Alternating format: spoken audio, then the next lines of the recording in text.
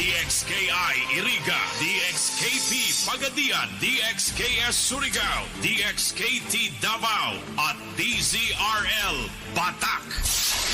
DWIZ 882 Manila, mas pinalawak na pagbabalita, mas todong lakas na pagseserbisyo publiko. DWIZ RPN Radio's Philippines Network, Radyo Ronda, DX General Santos, member kapisanan ng mga broadcaster ng Pilipinas. Mas tudong lakas, Radyo Ronda Nationwide. Bagong araw na naman, bagong kaalaman, bagong matututunan sa paaralang panghimpapawid. Kami samahan, sabayan ng mga aralin, mga gawaing siguradong kagigiliwan. Oras na, alisto na, halina't makinig at matuto sa Radyo General.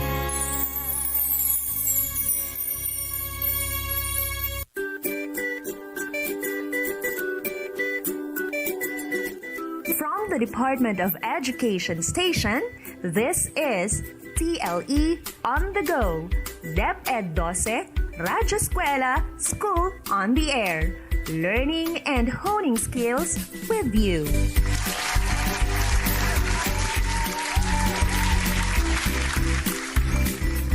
Wakey to all of you, especially to you, grade 7 students. Rise and shine, for it's another brand new day. Once again, this is Teacher Lawrence from Bula National School of Fisheries. Welcome to the second episode of Food Processing Exploration. For this episode, we will still be focusing on the tools, equipment, instruments, and utensils. Our lesson for today will be about the use and maintenance of food processing tools, equipment, instruments, and utensils. And today, we will be accompanied by a very special visitor. Our visitor is a master cook, and because he is a master, he will help us learn and understand things easily. So buckle up, bring out your pen and the copy of your food processing module. Make sure it is module number 2. In this module, you will be taught how to interpret a food processing procedure. You will also be taught how to apply standard procedures in using tools, equipment, instruments, and utensils. You will be taught how to calibrate and sanitize these tools, equipment, instruments, and utensils.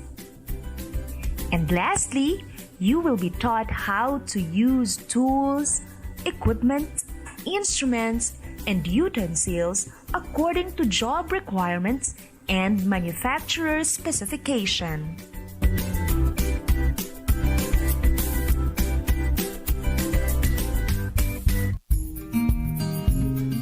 Alright, now let us feed our brains.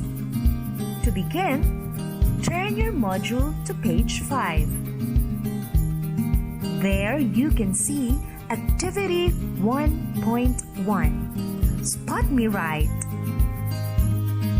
In the previous lesson, you have learned how to select tools, equipment, utensils, and instruments used in food processing. Now look at the pictures carefully. Put a check mark on the tools, equipment, instruments, and utensils used in food processing. Go on, you can do it! I'll be right back after these few reminders.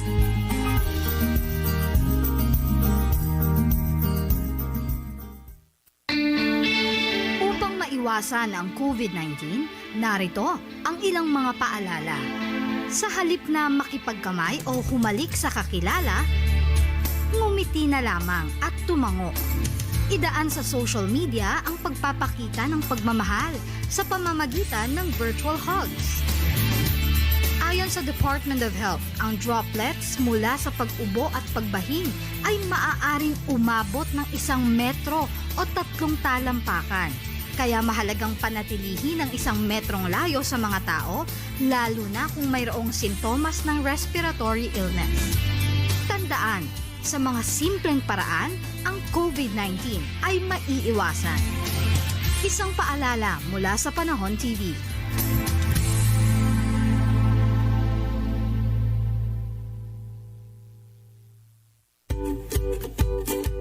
Are you done? Wow, that's great. Now let's check your work. Here are the numbers that should have a check mark. Numbers 1, 3, 5, and 6. Did you get it right? Marvelous! Aren't you proud of yourself? Keep up the good work.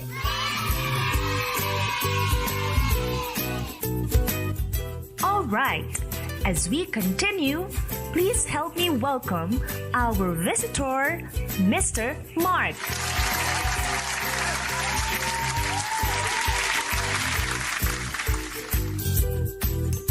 Well, I think I'm just gonna sit here and listen too. Let's all have fun. Thank you, Teacher Lawrence. Good day, everyone. This is Mr. Luvilito Mark. You can call me Kuya Mark, and I will be helping you to learn more about the use and maintenance of tools, equipment, instruments, and utensils of food processing. All right. Let's get going. Now flip your module to page 9. There you can see the food processing procedure. When we say food processing procedure, this involves 4 basic procedures used in final processing of fish products for consumption, cooking, or storing. And these are heating, freezing, drying, and smoking. Let us discuss them one by one. First procedure is heating. Heating occurs during both the cooking and the canning process. Second procedure is freezing. Freezing keeps and maintains the flavor, quality, and reduce the biochemical reaction in fish flesh. Third procedure is drying. Drying reduces the water activity of fish and it decreases the growth of microorganisms. And the fourth procedure is smoking. Smoking slows the chemical reaction that harms the quality of the fish product. Alright, so those are the 4 procedures in food processing. How are you coping? Great! Now let's proceed to the standard procedures in using tools, equipment, instruments, and utensils. Still on page 9, you can see there the standard procedures. It is stated there that the standard procedures in using the tools, equipment, instruments, and utensils are: first, impose basic safety precautions to follow. Second, give warning labels. Third, indicate the dimensions, capacities, and weights accommodated to it. Fourth, give instructions on how to carry the equipment, tools, or utensils. And fifth, give instructions on the correct usage of the device. There you go. Are you still with me? Why don't you shake your hands? Go shake your hands. shake, shake, shake, and shake. Alright, you are very good at that. Now flip your module on page 10 to 16. What can you see there? That's great. You are correct. Those are the uses of the different tools, equipment, instrument, and utensils. I believe you're already familiar with it, but have some time to read it for you to fully grasp everything. Can you do that? I know you can handle it. You are an awesome kid. I believe in you. Now, again, this is your Kuya Mark. I hope you learned something from me today. It is a pleasure learning with you. Have a nice day. Teacher Lawrence, it's your turn now.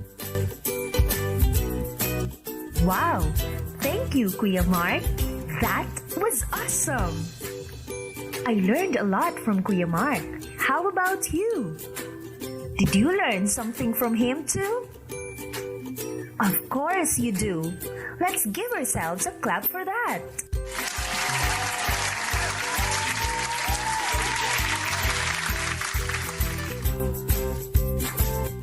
Now let's move on. Turn your module to page 17. Let's proceed to the calibration and sanitization of tools, equipment, instruments, and utensils. When we say calibration, it is the action or process of minimizing any measurement uncertainty. In short, this is the process of standardization. More so, when we say sanitization, it is the process of making something completely clean and free from bacteria.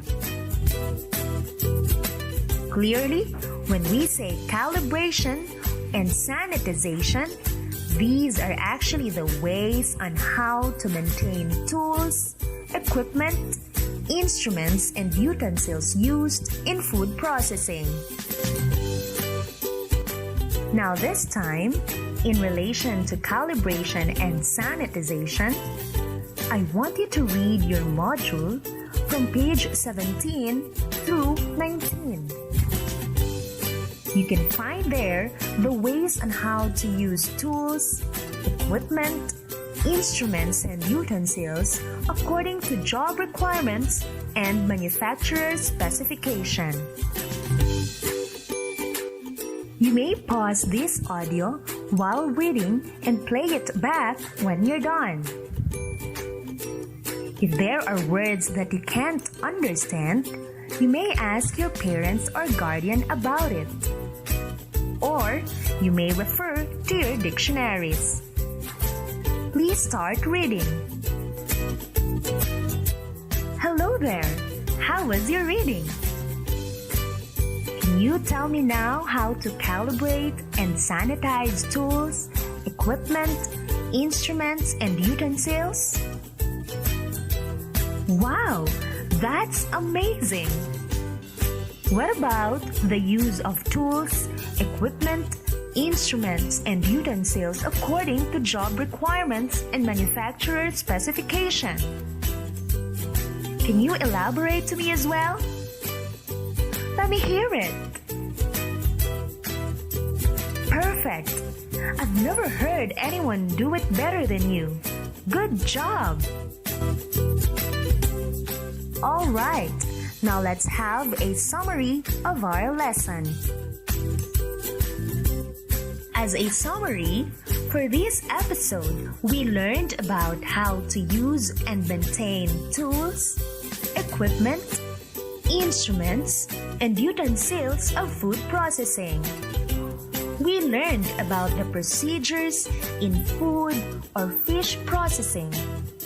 There are 4 procedures, namely heating, freezing, drying, and smoking. We also learned about the standard procedures in using tools, equipment, instruments, and utensils of food processing. We learned that the ways on how to maintain these tools, equipment, instruments, and utensils are by means of calibration and sanitization.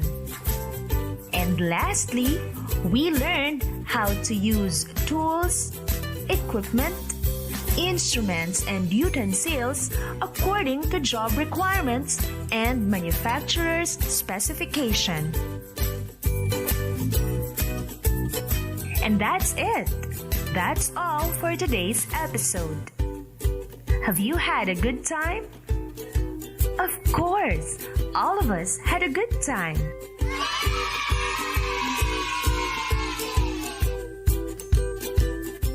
Now, for the reminders. First, please go over your module and answer every activity that can be found there. Write your answers directly on the module. Your advisor will be collecting your module according to the assigned schedule. Or you may contact your advisor as soon as you finished answering. Second, you may play back this audio whenever there are discussions or instructions which are not clear to you. And third, your scores for individual activity in Module 1 will be returned back to you by your advisors. You may check your envelopes. If not returned, please remind your advisor about it. Thank you for listening. Thank you to your parents or guardians.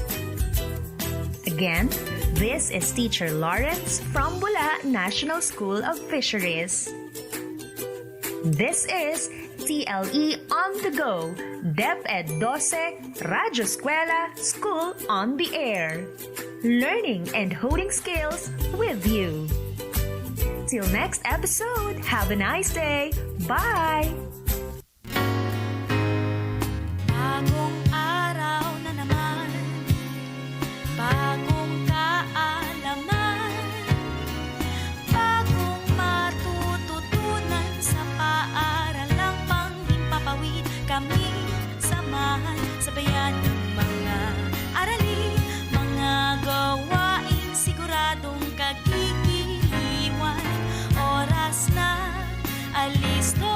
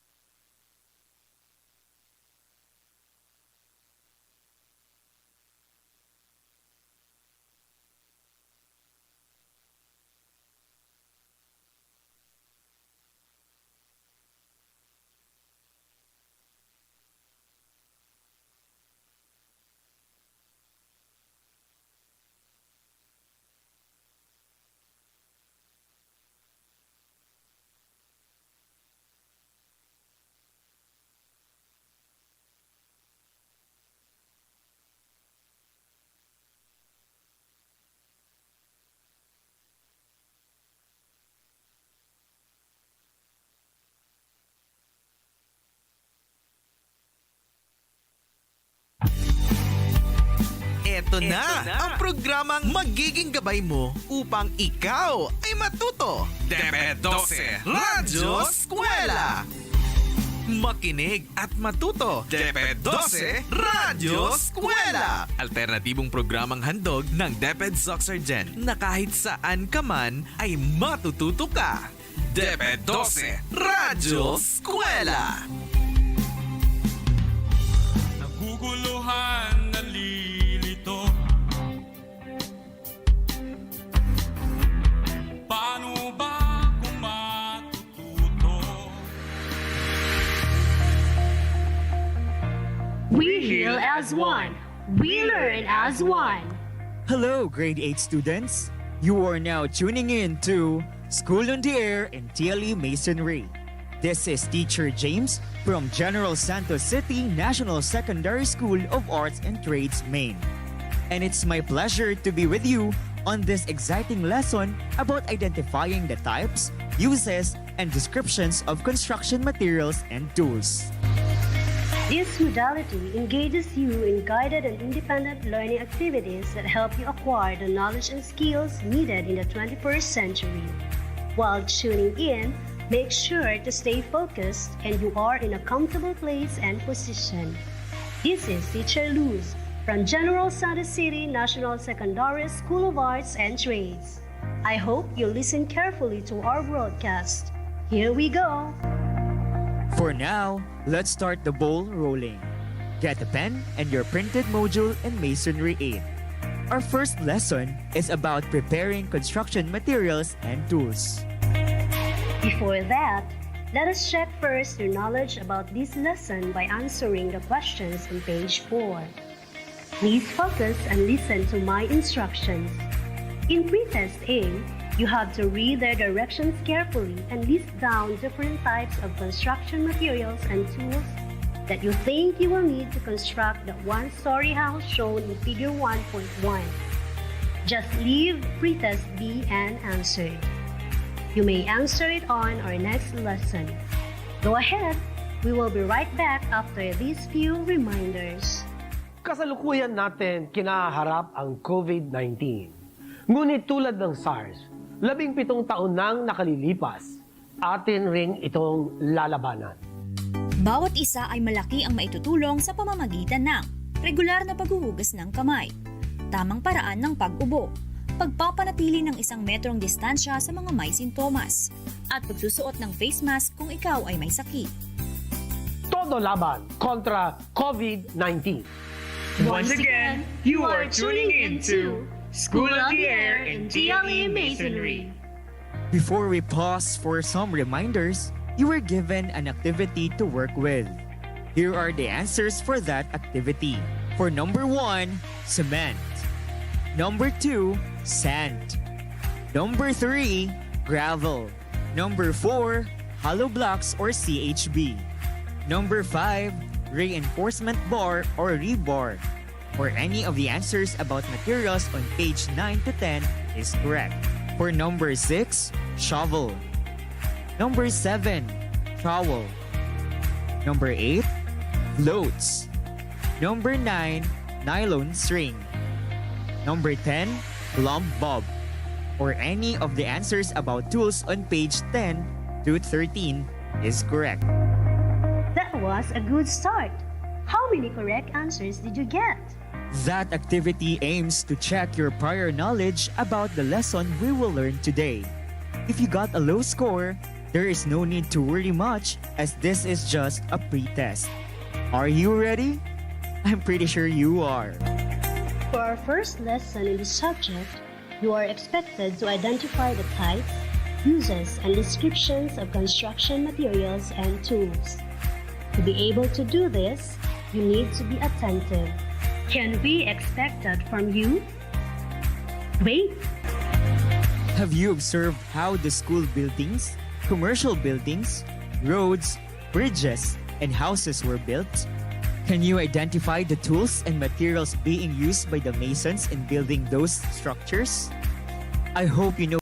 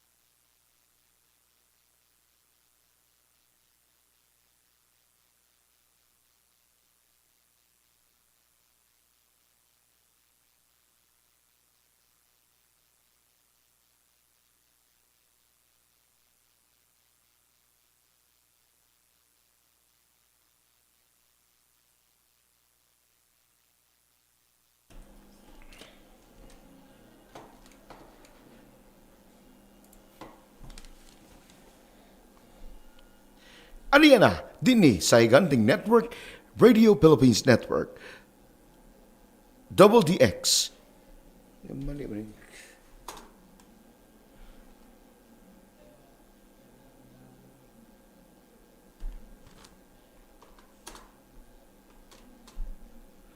Aniya na, dinhi sa Higanting Network sa Radio Philippines Network, ang tulumanong. Okay ba? Sa all right. Usa ka programang daltan, dalatanan, puno sa mga komedya, balita, ug musika. Ug karon ang duha ka mga komedyante, Roger Lambot o Danny Buhos. Extra. Inyong nabati ang pinasahing tulumanon sa Okay Pa sa All Right nilang Roger Lambot ug Danny Buhos at ang ibatag adlaw Lunes hangtod Biyernes alas 10 hangtod alas 11 sa buntag dinhi sa Higanting Network sa Radio Philippines Network. Salamat sa inyong pagpaminaw.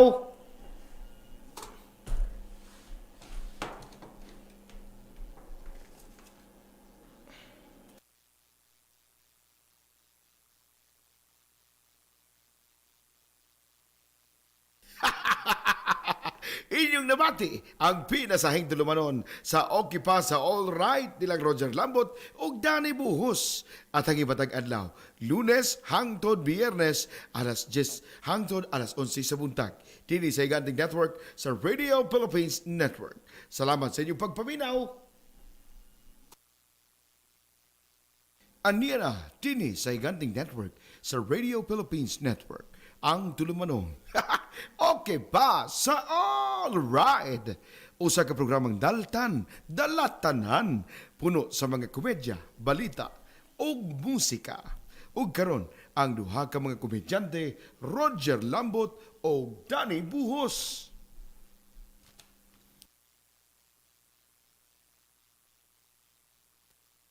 Stinger.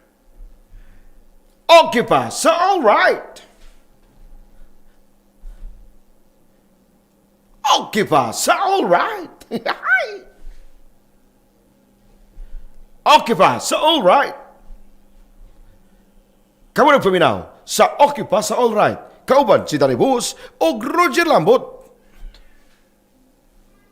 Dan, okay sa all right. Jer, okay kayo. Okay pa sa all right.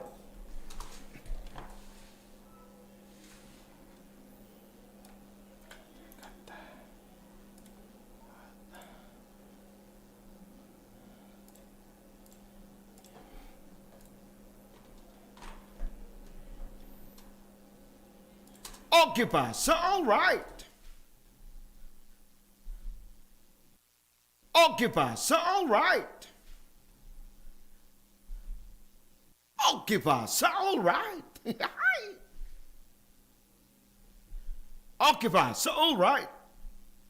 Kamu nagpaminaw sa Okay pa sa all right. Kauban si Danny Buhos o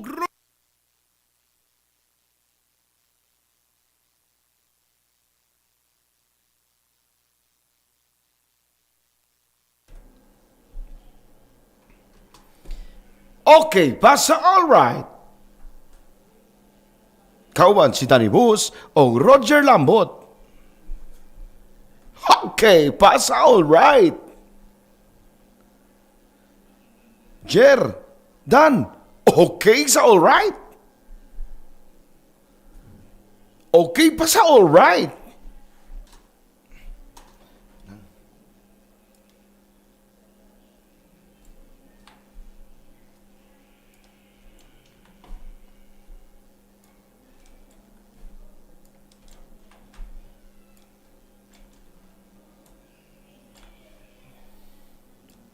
Stinger 1.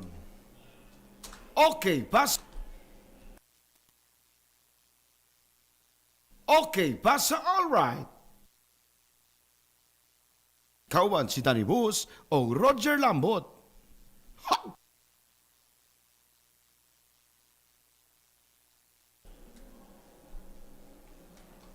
Kamu nagpaminaw.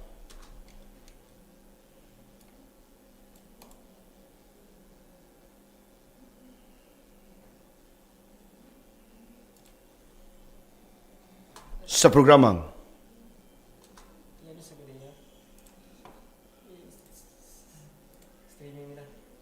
ha? Stop streaming.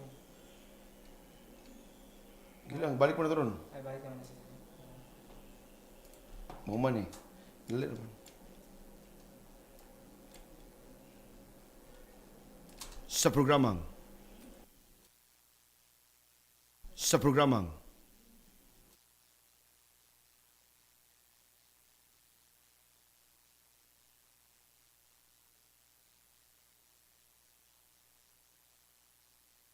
okay, basta all right.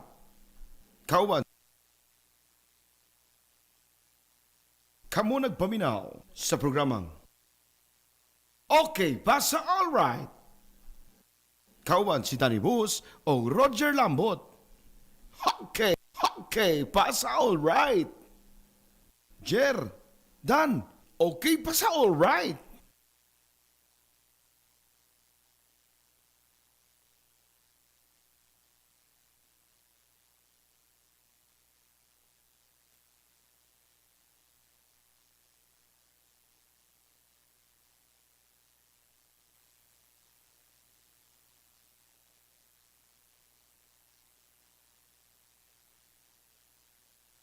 Kamu nagpaminaw.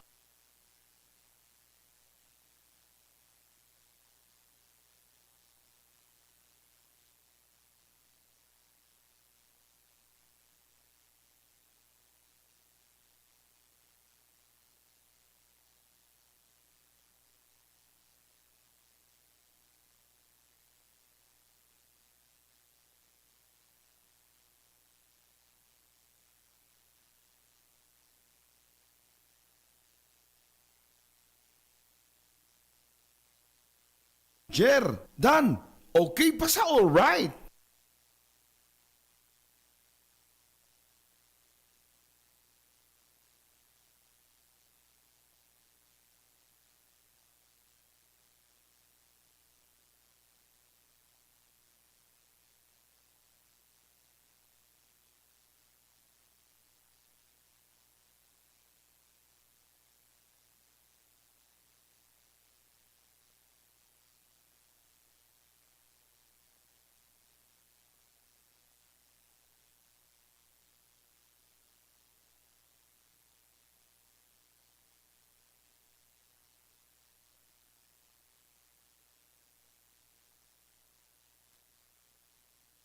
Jer, Dan, okay pa sa all right.